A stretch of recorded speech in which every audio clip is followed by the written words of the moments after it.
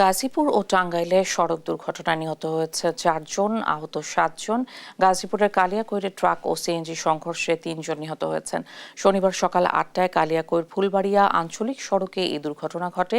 Police জানায়, উপজেলার কালিয়াকৈর এলাকা থেকে ইট ভর্তি একটি ট্রাক মাওনার দিকে যাচ্ছিল। যাওয়ার পথে ট্রাকটি উপজেলার নামাশুলাই এলাকায় পৌঁছলে বিপরীত দিক থেকে আসা সিএনজি চালিত দ্রুতগতির অটোরিকশার মুখোমুখি সংঘর্ষ হয়। এতে ঘটনাস্থলেই চালক সহ 3 জন মারা যান। গুরুতর আহত হয়েছেন এক যাত্রী। এদিকে টাঙ্গাইলের মির্জাপুরে মহাসড়কের ওপর উল্টে পড়া আলুর ট্রাককে অপর ট্রাকের ধাক্কায় একজন শ্রমিক নিহত হয়েছে।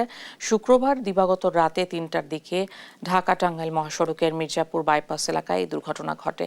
এতে ঘটনাস্থলে থাকা গোড়াই হাইওয়ে থানার ওসি সহ 6 জন আহত হয়েছেন। আহতদের উদ্ধার করে মির্জাপুর কুমুদিনী হাসপাতালে ভর্তি করা হয়েছে।